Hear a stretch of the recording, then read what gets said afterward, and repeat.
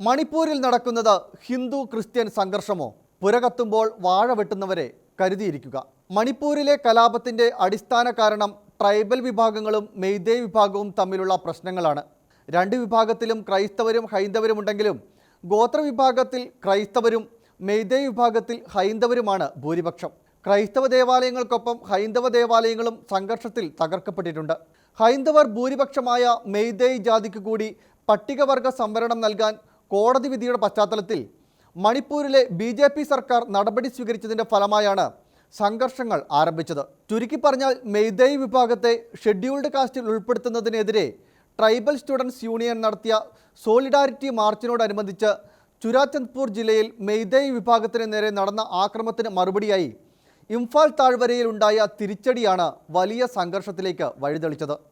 മണിപ്പൂരിലെ ജനതയിൽ ഏകദേശം 40% വീതം ഹൈന്ദവരും ക്രൈസ്തവരുമാണ്. 8% മുസ്ലിങ്ങളുമുണ്ട്. ക്രിസ്ത്യാനികളിൽ ബഹുഭൂരിപക്ഷവും നാഗ, കുക്കി എന്ന ഗോത്രവിഭാഗങ്ങളിൽ നിന്നുള്ളവരാണ്. മെയ്തേയ് ഗോത്രവിഭാഗത്തിൽ പ്രധാനമായുമുള്ളത് ഹൈന്ദവരും മുസ്ലിങ്ങളുമാണ്. മതഭേദമന്യേ നാഗ, കുക്കി ഗോത്രവിഭാഗക്കാരെ ഷെഡ്യൂൾഡ് കാസ്റ്റിൽ ഉൾപ്പെടുത്തിയിട്ടുണ്ട്. മണിപ്പൂരിൻ്റെ 90% ഭൂപ്രദേശവും മലനിരകളാണ്.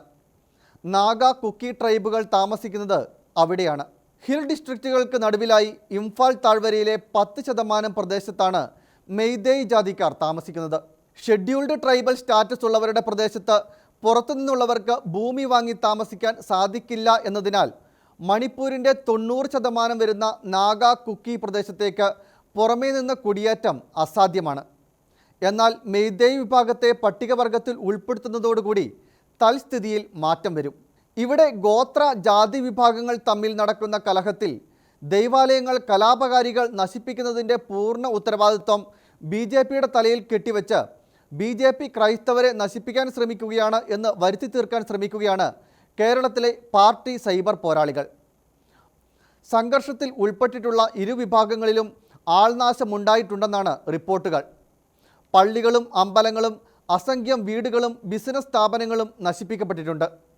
അതേസമയം തന്നെ സംഘപരിവാർ അനുകൂല സൈബർ പോരാളികൾ സഭയും ഭീകര സംഘങ്ങളും ചേർന്ന് ഹൈന്ദവരെ ആക്രമിക്കുന്നു എന്നും പ്രചരിപ്പിക്കുന്നുണ്ട്. സംഘർഷത്തിലേക്ക് നയിച്ച സോളിഡാരിറ്റി റാലിയെ മണിപ്പൂരിലെ tribal church leaders forum support ചെയ്തതിനെ ഉയർത്തിപ്പിടിച്ചാണ് വ്യാപകമായ രീതിയിലുള്ള ഇത്തരം പ്രചാരണങ്ങൾ നടക്കുന്നത്.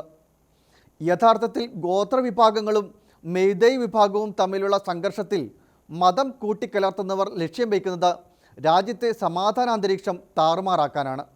നാഗ, കുക്കി വിഭാഗങ്ങളിലെ ബഹുഭൂരിപക്ഷവും ക്രൈസ്തവരാണെങ്കിലും ഗോത്രീയമായ കാരണങ്ങളാൽ നടക്കുന്ന കലാപം കേരളത്തിൽ മതത്തിൻ്റെ പേരിൽ മാർക്കറ്റ് ചെയ്യപ്പെടുന്നതിൻ്റെ ഉദ്ദേശം വ്യക്തമാണ്.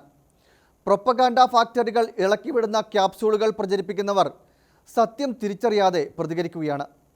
ഗോത്രവർഗക്കാരും മെയ്തേയ് സമൂഹവും തമ്മിലുള്ള സംഘർഷത്തിനിടയിൽ BJP MLAക്ക് ഗുരുതരമായി പരിക്കേറ്റിരുന്നു.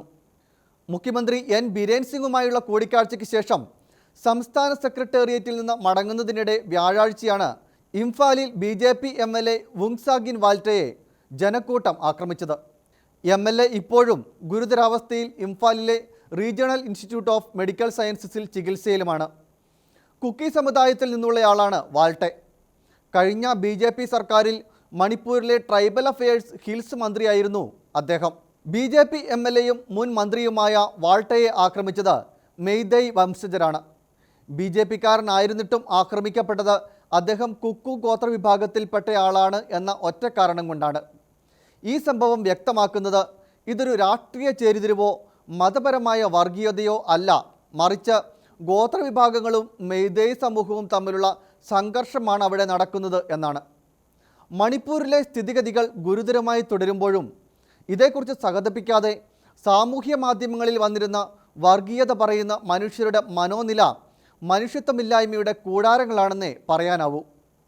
ഇന്ത്യ എന്ന രാജ്യത്തിൻ്റെ ഭാഗമാണ് അവരെന്നും അവരും നമ്മുടെ സഹോദരങ്ങളാണെന്ന് കാണാൻ നമുക്ക് കഴിയാതെ പോകുന്നത് കൊണ്ടാണ് പുരകത്തുമ്പോൾ വാഴ വെട്ടുന്ന തരത്തിലുള്ള പോസ്റ്റുകളുമായി ചില സ്ഥാപിത താൽപ്പര്യക്കാർ രംഗത്തിറങ്ങിയിരിക്കുന്നത്.